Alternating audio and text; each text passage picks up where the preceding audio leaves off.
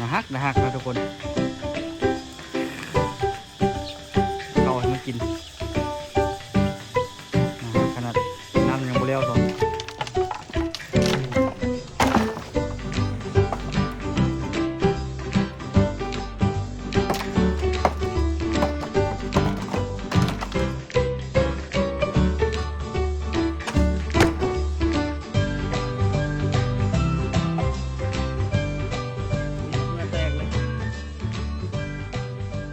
คนสบายดีตอนแรงเนาะมื้อนี้กับผมมีอย่างหลายทุกคนเนาะตัวกะวาชิมาตีแบบทุกคนเอาค้อนป่อนพอจอยมาแต่เศร้าคนนะแล้วก็ซอกแบบแต่ว่าสิเฮ็ดก็คือว่า ยุ่งหลายอันเนาะจักยุ่งเป่าห้านยุ่งอันนึงคือมื้ออื่นก็สิได้ไปตลาดใช่ไหมทุกคนมันเลยเป็นกลายเป็นว่าบ่แล้วจักเขื่อนนะทุกคนเนาะก็เลยบ่ได้มีเวลามาเฮ็ดเวียกเฮ็ดงานเลยมื้อนี้เนาะมืดเลยแต่ว่ามื้อนี้สิมาแกะแบบปลาไว้เนาะ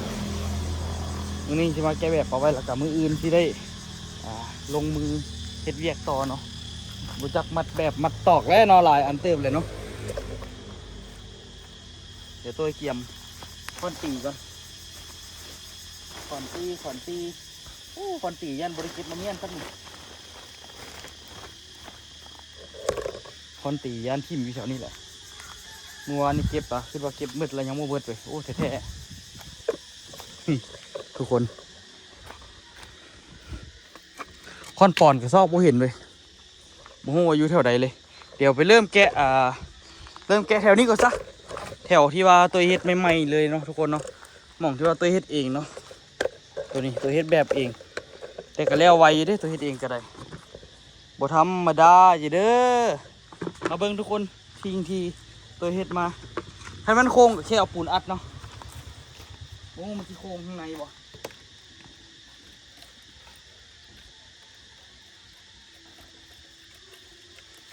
ลวดเนี่ยซิโบทิมนะทุกคนเอาไว้มัดนะ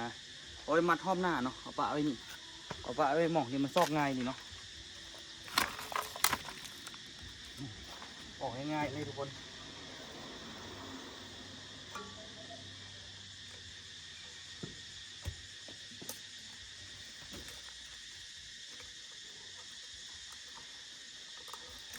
มาเบิ่งน้ำกันเนาะแก้แบบแล้วกับมืออื่นนี่ถ้าได้เป็นไปได้ก็คือมัดลวดเนาะ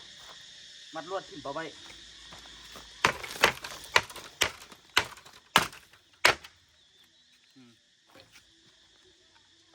อันนี้ก็เอาไว้ตอกห้อมหน้าได้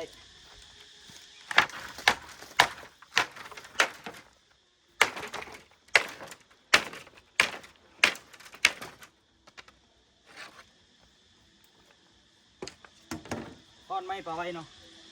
ไม้ที่เขาตีแบบโอ้ก็พอได้อยู่เด้อเลยเรื่องอยู่ดิเป็นว่ากันไรยังเหลือตัวใหญ่นี่เนาะ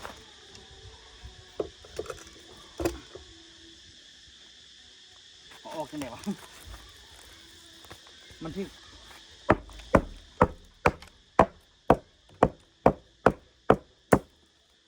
กันนะมันอัดไปละ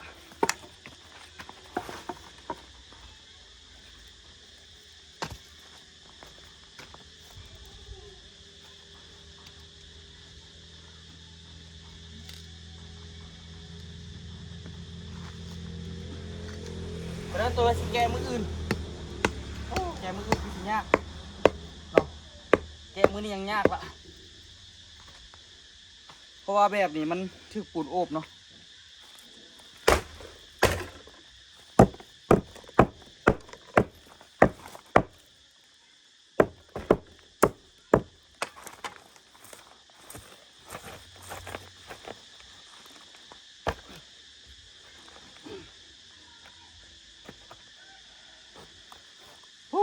บ่มีเล็กแสลงนี่ก็ยากเลย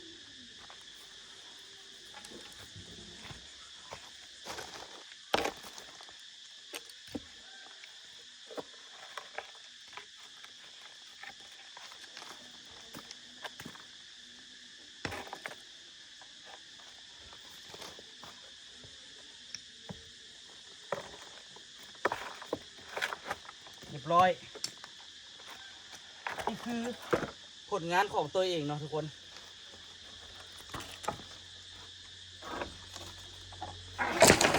yes ไอเรื่องอยู่เด้อแน่นเตอร์นะทุกคนเอาทางน้ำได้แน่นอนปีหน้าปีหน้าอาจหรือว่าอาจจะปีนี้เนาะคันงบมันพอเนาะคันงบพอกับที่แล้วปีนี้คันงบพอทันกันแล้วปีหน้าทุกคน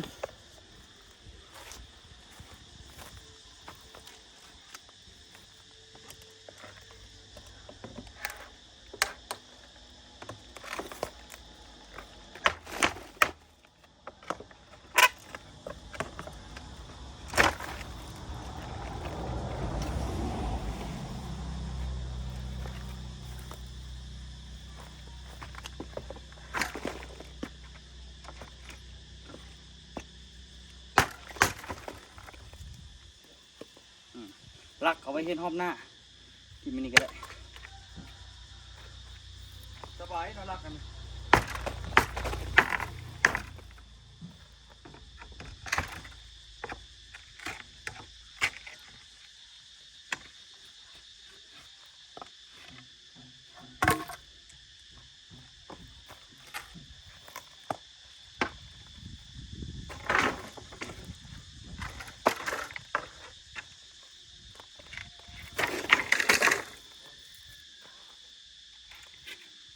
เดี๋ยวสิเอาความไว้นี่เนาะ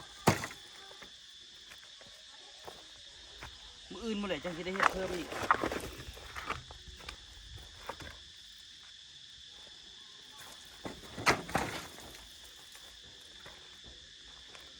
อันนี้เป็นไม้แบบพอต้นตาลนี่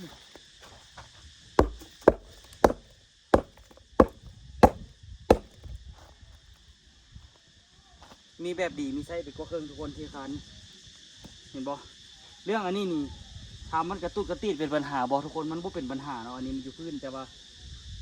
เดี๋ยวมื้อหน้าตัวที่ได้นะเจาะหูแล้วก็มัดเหล็กใส่คานตัวที่คานลมคานถึงพร้อมทุกคนมันแน่นหนาเลยเนาะเพื่อบ่ให้เป็นปัญหาทั้งหน้าที่ลุกเนาะ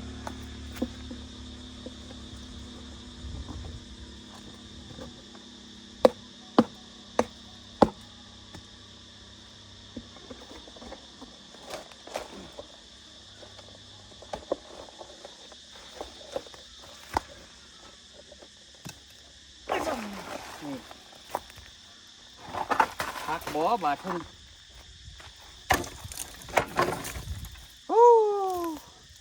ได้เรื่องทุกคนแต่พูดไปพูดมาเราก็เก่งอยู่นะเนี่ยนี่เห็นบ่ถามว่ามันงามมันเนียนบ่กับบ่ได้จำเป็นปานนั้นทุกคนแค่ น้ำห้วยเด้อทุกคนเนาะทุกคนต้องคิดว่าน้ำห้วยนี่ตามระดับนะตามระดับเพียกที่พอจอยวางไว้เนาะแล้วก็ซิโก้ขึ้นอีก2 ก้อนพอจอยว่าซิโก้2 ก้อนกับประมาณนี้หรือว่า3 ก้อนกับประมาณนี้ผมว่าเซตสูงปานใดแต่คันห้อนี่กับประมาณ1.60 อยู่ได้ดิความสูงนะคันก่อขึ้นจาก3 ก้อนแล้วก็เทคานอีกนะกระทาเบื้องตัวจริงพุ่นแหละทุกคนย่านเสาบ่พออยู่เสานี้ย่านได้เฮ็ดเพิ่มคือสิได้เฮ็ดเพิ่มแน่นอนแหละเนาะ ทางนี้สิแกะยากนิดนึง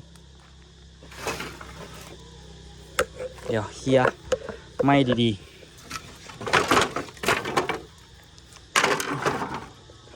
โอ้เกือบตายวางผิดอัน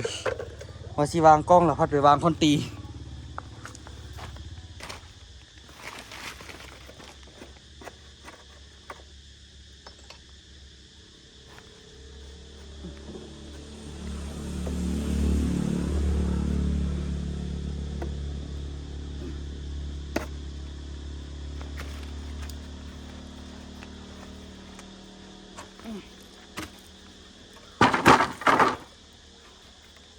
ตัวนี้คือตัวพอจอยเฮ็ดเนาะ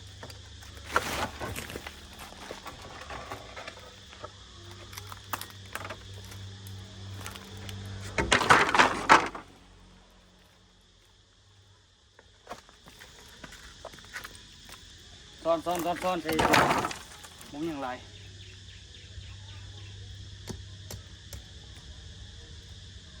เบื้องแถวนี้เขาใส่หมองหินหลาย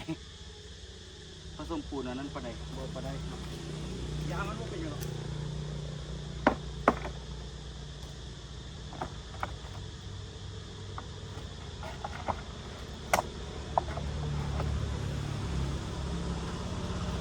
อันนี้แป๊บเดียวท่านมีจักจันมาลอกภาพอยู่แล้ว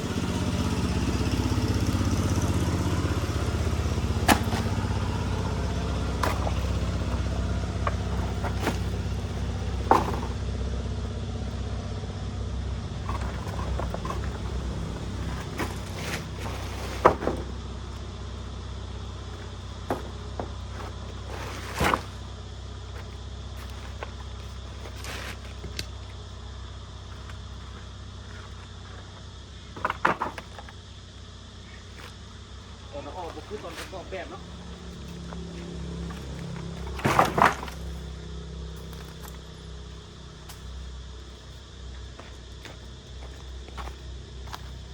ทุกคนเบิ่งอันนี้ยามันเนาะ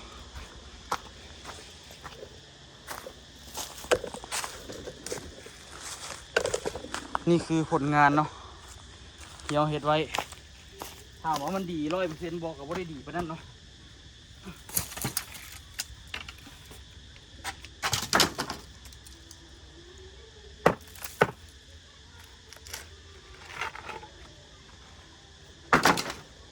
เรียบร้อยตัวนี้เป็นตัวนั้นตัวซีต่อเสเสาเนาะตัวซีต่อเสเสาอีกตัวนี้เนาะตัวซีต่อเสหัวเสาอีกฝากหนึ่งของตัวนี้คานตัวนี้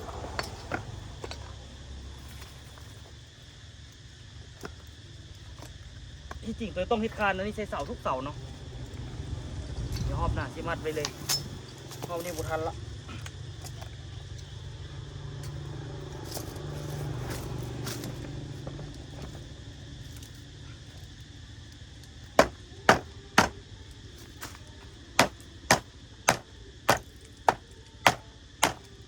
นุ้ย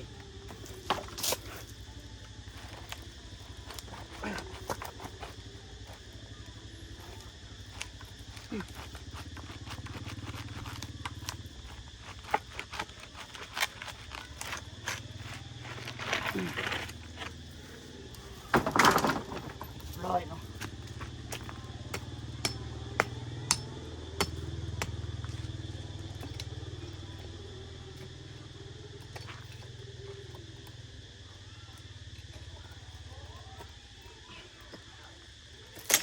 โอ้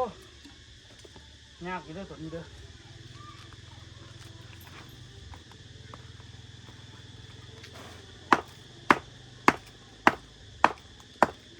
ตัวแบบมันก็สิหักทีละ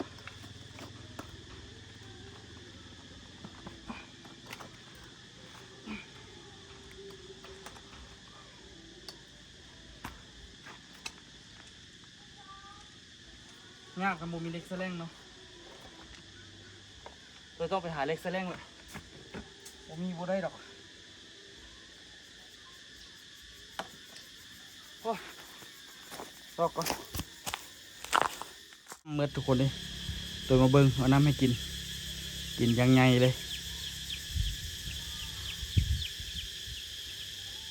เดี๋ยวเอาเข้ามันก่อนมาซอกเล็กแสลงแล้วลืมมาเบิ้งไก่โอ้น้ำเบิดเบิ้งกินน้ำยังไงห้อนแห้งมาห้อนเลยเนาะน้ำกับฮอตบ่มีกิน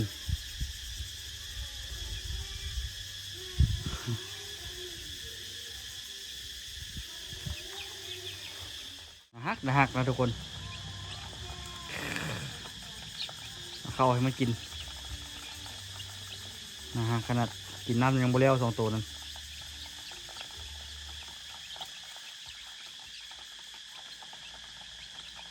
เดี๋ยวตัวไปเกลือไก่ใหญ่ก่อนเนาะแล้วจึงเอาเล็กแสลงมาเลยที่คำละ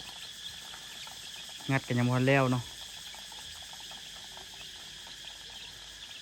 ใจแท้ก็อยากมัดเล็กให้มันแล้วไป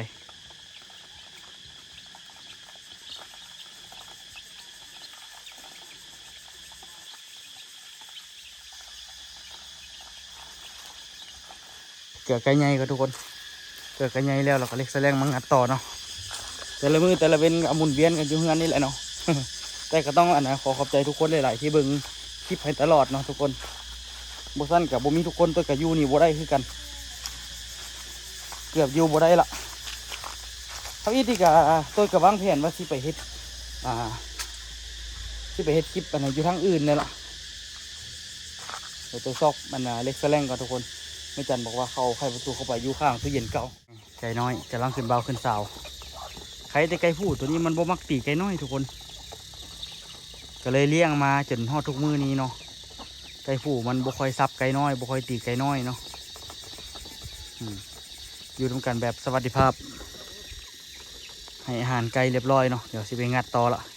เห็นเล็กแสลงแล้วเนาะ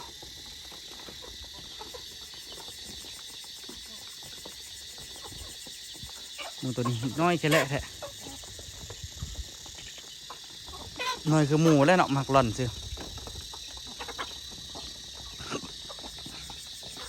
เกลือห้ามกับหัวอาหารเนาะผสมกัน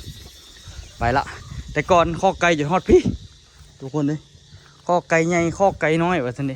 ข้อพ่อพันธุ์ไม่พันธุ์ว่าสันเดแยกกันไปหลายข้อเดี๋ยวนี้โอ้พอละบางทีตัวว่าสิเอานะอันนี้เอากระแตะแบบนี้ไปอันนั้นเนาะไปเฮ็ดแบบเทปูน ได้กันได้นี่ทุกคนอย่าว่าบ่ได้ได้นี่เอาไปเฮ็ดแบบก็ได้เสยเลยนี่ไปมากอันนี้ก็ออกแท้ออกว่าคนอยู่ทางไหนเราไปออกปั๊ดใจใดก็ออกนี่ทุกคนคิดเบิ้งเนาะ ปูนกระสอบปลายนะทุกคนคิดเบิ้งการรุ่นนี้ตัวเฮ็ดนี่โอ้ใหญ่ของแท้นะทุกคนเนาะถือว่าเติมหนึ่งอยู่แล้วเนาะโอ้ได้อันนี้มาละโบย่านละบัดนี้สมงัดอันนี้สมงัดอันนี้คือบุขึ้น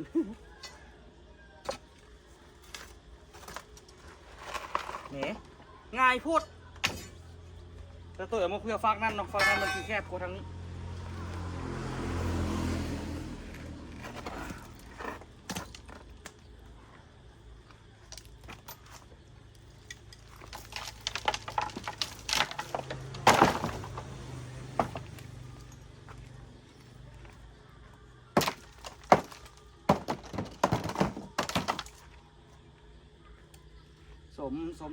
สมหนาตอกแห้งลายกะยิดลายกะทรมานตัวเองละล่านะทุกคนกลายเป็นว่าลำบากตัวเองน้ำหลัง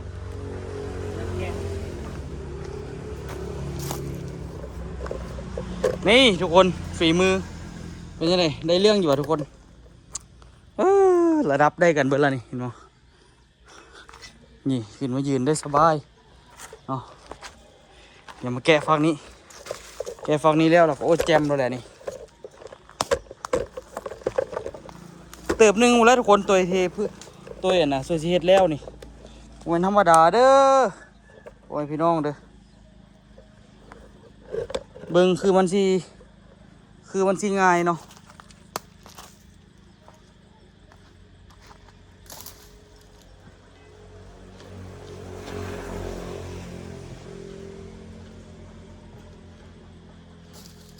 ใครเนี่ยพอจอยบยิบเล็กคือตรงของตัวเนาะ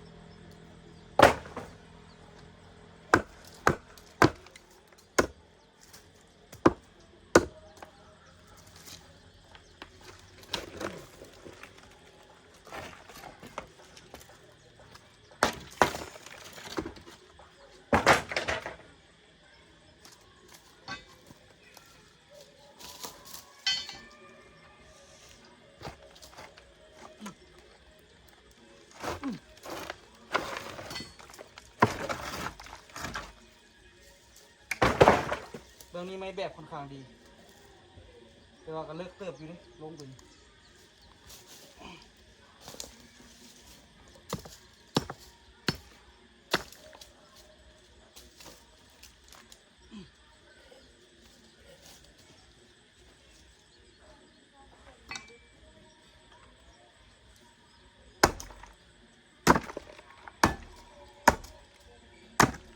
ตอกดีโพดอันนี้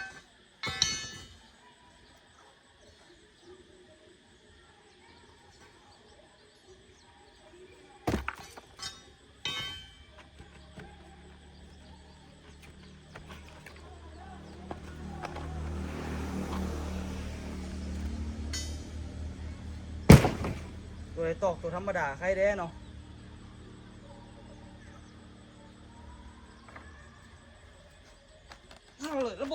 คัน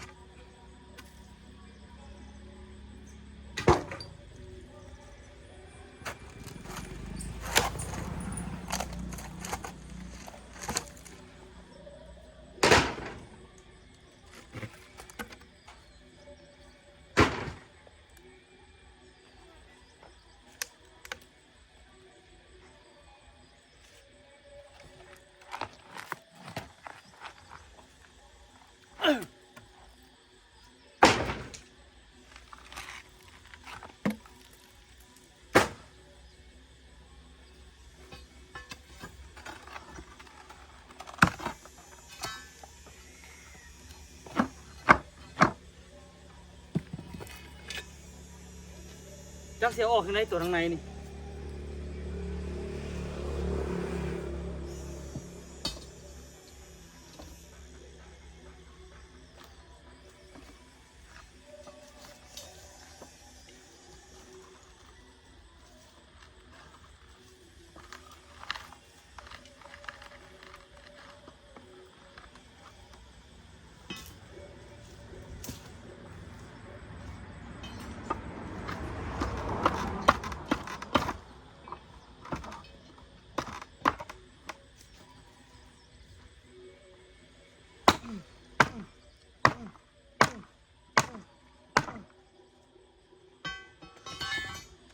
โอ้สมพอเลยบ่ออกบ่จอยหยิบเหล็กอีก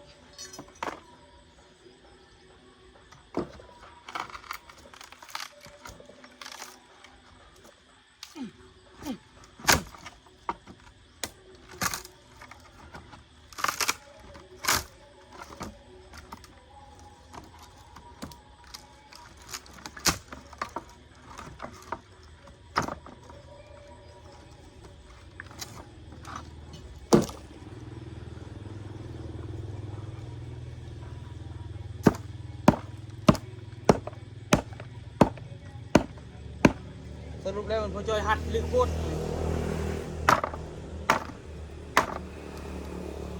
หัดแบบเฮ้ยตัวไหนมันสิออกขนาดทุกคน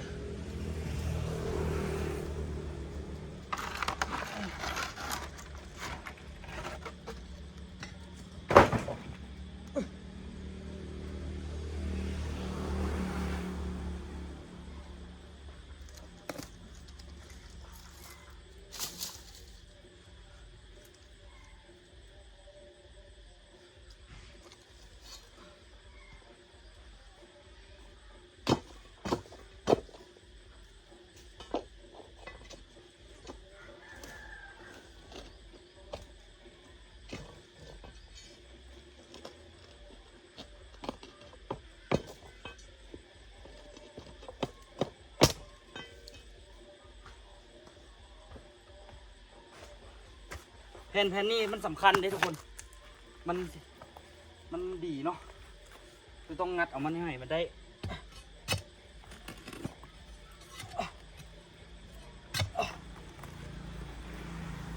โอ้แน่นเกิน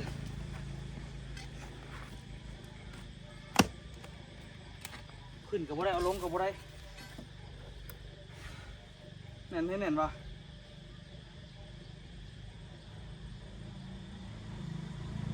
โปรแกรมงำบ่ออกเลย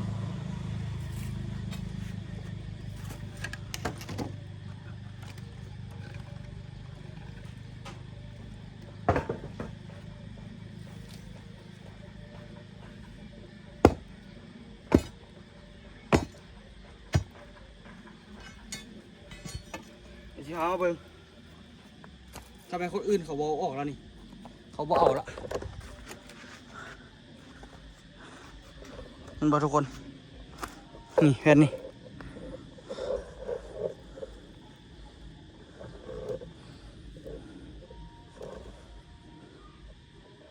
จักเสียออกอย่างไรหัว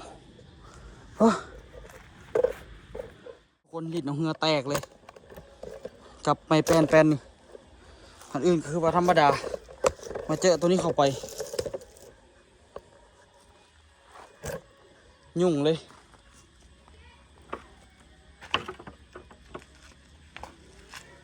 ลิ้นเอาเหงื่อแตกเลยทุกคน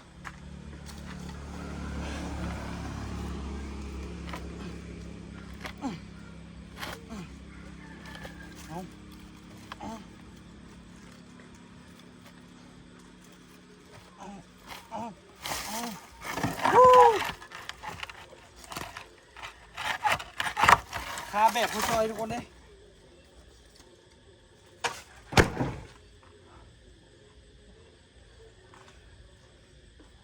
ลิ้นเอาเหงื่อแตกเลย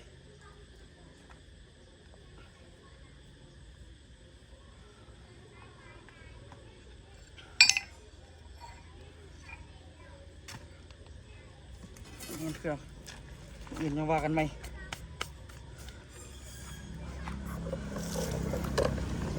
แค่แกะแบบสิทุกคนเลย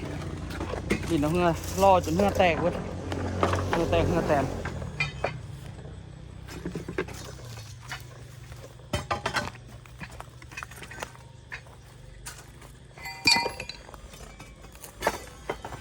ให้แต่ว่าอยู่บ้านเราบ่มีค่อยมีโจรทุกคนที่ไม่ดีมืออื่นมาให้ต่อกันได้บ่มีปัญหาเนาะโอ้เกือบละทุกคนเลยนี่อันนี้ก็คือคานหับน้ำของเราเนาะใช่ปะเดี๋ยวเล็กตัวนี้สิได้เอาปูนไปโป๊ะเห็นบ่ทุกคนเห็นเนาะมันเสียกนะนี่เว้นเอาปูนไปโป๊ะเพราะว่าตัวยัดปูนบ่เข้าเนาะใหญ่เติบเลย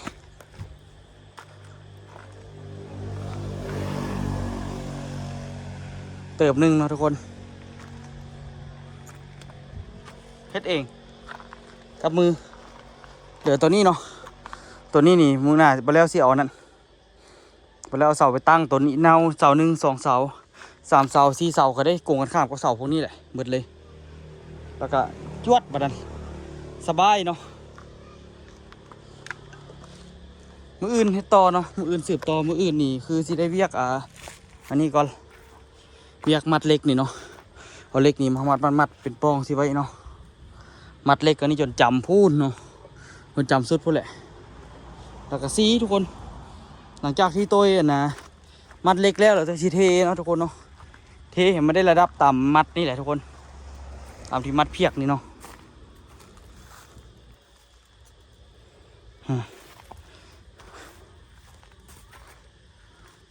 ตามระดับเพียกนี่แล้วก็หลังจากนั้นแล้วก็เทแล้วก็เล็กกับเสียบไปนี่เนาะเสียบแงะมานี่มืออื่นที่สิมัดเล็กเห็นมันแล้วเลยนะทุกคนเสียบแงะออกมาแล้วก็หลังจากนั้นแล้วก็เทจนจำเบิ้ลแล้วก็เริ่มปั๊บตัวนี้เริ่มปั๊บดินตัวนี้เอาเพียกมาแทกดีๆปั๊บดินตัวนี้เรามันซีมีตัวนี้นี่มันซีเจอออกมาเนาะปั๊บดินตัวนี้เห็นมันซื้อคือมูเห็นมันเพียงคือมูเนาะหลังจากนั้นแล้วก็ฝั่งเสาทุกคนฝั่งเสาแล้วก็เทคือกันให้มันได้ระดับสำคัญนี้เนาะหลังจากเทจนเบิดแล้วก็เอาบล็อกมากอขึ้นอีกทุกคนเอาบล็อกมากอขึ้นน่าจะกอขึ้นประมาณนี้แหละทุกคนความสูงของมันเนาะให้ตัวรอดเข้าไปได้นะแต่ว่าพื้นนี่ตัวบุยักกันนั้นเลยบุยักเทไปแต่พอจอยบอกให้เทกับมืดงบไปอีกเนาะเบิ่งตัวจริงทุกคนแต่คันเทกะถามว่ายากเฮงบอกะเดี๋ยว ก็ยากอยู่แหละทุกคนยากอยู่เนาะเรื่องว่าเทก็ได้แต่ขั้นค่อยๆเฮ็ดไปมันก็ได้อยู่เทนี่แล้วหลังตัวก็ซีเททั้งลุมแล้วเนาะตัวก็ซีเกาะแบบนั้นซีเกาะเล็กมัดนะมัดคานแต่ละเสาเลยนะจองไปใส่เจ้าเสาฝั่งนั้นทั้งลุมเฮ็ดสันคานลุมคานเทิงเนาะหลังจากนั้นตัวก็เอาตัวไหนที่แบบว่าเสามันสุดเนาะสมมุติว่าที่มัดคานฮอตนี่เนาะเสาที่มันสุดนี่ตัวก็สิเอาสว่านมาเจาะแล้วก็เอาตัดเล็ก เอาออกเนาะทุกคนเป่าส่วนเหลือนี่แล้วก็ว่าเล่นตัวสิเฮ็ดฝาปิดเนาะ ฝาปิดนี่ตามความคิดตัวนี่ละแม่นตัวสิเอาแป้นทุกคนเอาไม้นักๆมาเฮ็ดนะแนวค่ำมันเนาะคืออันนี้นี่ก็สิเฮ็ดแบบยาวๆเลยคันเป็นไปได้ก็บ่ฮู้เท่าสิเฮ็ดออกมาเป็นมวยได้แต่ตัวก็คิดว่าสิเอาอยากได้แป้นนะทุกคนเนาะคันบ่มีแป้นก็ถ้าเบิ่งเลยว่าสิเฮ็ดจังได๋เฮ็ดฝาปิดนี่หรือว่าสิเทอยู่ลุมพี่เบาะแล้วจึงเอาขึ้นไปปกอยู่เทิงสินะอันนี้ตัวก็คิดอยู่หรือว่าสิเทอยู่เทิงเลยเอาไม้ไปซ่อนกันไว้แล้วก็เทอยู่เทิงเลยอาจจะเนาะทุกคนเนาะถ้าเบิ่งตัวจริงคือกันตัวกับบ่สร้างสิว่าเนาะเพราะว่ามันต้องได้ใช้นะอีหยังค้ำคันว่าเทอยู่เทิงก็ได้ก็ยุ่งยากอยู่แหละทุกคนคิดอยู่เนาะว่าสิเฮ็ดจังได๋ แต่ว่าเฮ็ดเองมันก็สิยุ่งยากกว่าหลายอยู่เนาะทุกคนหลังจากตัวนี้เนาะทุกคนเห็นบ่สำหรับตัวนี้นี่นะตัวนี้นี่สิบ่ได้ตัดเลยเสาตัวนี้เนาะตัวนี้นี่คือสิได้ก่อจนท่วมเทิงนี่แหละท่วมเทิงนี่ก็ยังบ่พอคือสิได้ก่อขึ้นจนจำกับนะต้นมันจนมันซื่อกับถนนผู้ใดทุกคนความสูงของมันเนาะถือว่าสูงหลายทุกคนเนาะคันสิเทียบบนต่ำๆนี่ละแม่นประมาณ2-3 เมตรได้ทุกคนจนว่าถนนนี่เนาะก่อขึ้นโอ้หลายเติบอยู่จุดนี้หลังจากเฮ็ดฝาปิดแล้วเนาะบางนี้จริงๆมาก่อน้ำหลังเนาะก่อจนสมมติทางเทิงนี่แล้วก็ดินถมเนาะทุกคนทางนี้ก็จงให้มันเป็นเวิงปลาไว้เนาะใจแท้ตัวก็อยากให้มันเพชรสโลปแบบนี้แหละเพชรสโลปให้นี่ขึ้นมันจึงสิอยู่ดีเนาะกับบ่ฮู้กันว่าสิเฮ็ดจังได๋เพราะว่ามันสูงแฮงทุกคนสูงแฮงอีหลีก็คันเทคานกับบ่ฮู้สิอยู่บ่คันอยู่ก็บ่ให้รถมันยุ่งเข้าไปใกล้หลายเนาะให้ดินมันยุบโตของมันเองอันนี้นี่ก็อาจจะได้ก่อเนาะทุกคนกำแพงเขานี่ก็ได้อาจจะได้ก่อขึ้นให้มันได้ระดับกับตัวนี้สินะกับทางหน้านี่เนาะหรือว่าให้ได้ระดับกับทางหน้านี่แล้วก็สลบลงบัดเดียวสินะเฮ็ดเป็นคอยลงไปหาเงินหลังนั้นอาจจะเป็นนั้นทุกคนตามแผนดอกแต่ว่าขั้นว่าเฮ็ดสลบลงกะถือว่าเติบหนึงเลยเนาะสมมุติเนาะสมมุติฮอดนะประมาณตัวกับหูกันว่าเสียดสูงขึ้นประมาณใดคันสมมุติเทฮอดพี่นะโอ้เติบหนึงอยู่เนาะทุกคนคันสมมุติว่าเทเขานี่ละอัดดินไปแต่ว่าแถวนี้นี่ก็อยากสูงกว่าทางนั้นเนาะแต่นี่ไปหาข้างหน้าก็เหลือประมาณเมตรกว่าทุกคนโอ้ยประมาณ2 เมตรนี่แหละบอลที่ตัวยืนนี่เพราะว่าแถวนี้มันสิเป็นโนนเห็นบ่แถวนี้สิเป็นโนนกว่าแถวนั้นหลายแถวนั้นสิลุบลงก็สิเฮ็ดแนวขั้นอยู่นี่เนาะเฮ็ดแนวขั้นอยู่นี่แล้วก็เฮ็ดทางอาจจะตัดสโลปแต่อยู่เทิงพี่ไหนสโลปลงมาฮอดให้มันฮอดนี่ให้มันมีทางลงอยู่นี่เนาะทุกคนก็ถือว่าเป็นโครงการที่ยาวนานอยู่เนาะยาวนานนี่หลีก็คันที่สโลปกะมีแต่สิตัดไปเลยเนาะทุกคนมีแต่สิกอปะไว้เลยอันใดสิเฮ็ดเป็นสโลปลงก็ได้สิกอกันปะไว้เนาะหรือบุท่านกะได้ปรับดินเอาก็เลือกสร้างได้ทางหนึ่งเนาะ ยากอยู่ทุกคนโครงการนี้อีกยาวนานเนาะยังอีกไกลอยู่น่าจะปี2 ปีพุ่นอาจจะแล้วกับผมมั่นใจเนาะอันนี้เป็นยังไงก็ฝากทุกคนเป็นกำลังใจให้เลยเนาะที่งงบอกทุกคนแต่ว่าแผนมันอยู่ในหัวตัวนี้แต่กับบุสร้างที่อธิบายออกมาว่าจังไหนให้มันเข้าใจกันดีนะทุกคนเนาะแต่มีที่ท่าติดตามเลยทุกคนถือว่าเติบหนึ่งอยู่คือตัวที่ว่านี่ส่วนแถวนี้นี่กะส่วนที่แม่จันเฮ็ดนี่ก็สิได้ถมหมดเนาะดินคือสิได้ถมหมดแหละห้องน้ำนี่ก็สิได้ถมแต่ก็สิปรับไส้อยู่ของน้ำนี่มันมีส่วมอยู่นี่เนาะเป็นไงฝากทุกคนติดตามเนาะเป็นกำลังใจให้เรามื้ออื่นสิเริ่มแผนการทุกคนแต่มื้ออื่นบุ้งสิได้เฮ็ดบ่เพราะว่าไม่จันยังบ่ทันมา บุ้ยเฝ้าห้านบุ้ยเฝ้าลูกเนาะสบายทุกคนสบายดีหดส่วนก่อนยังบ่ได้หดส่วนเถอะ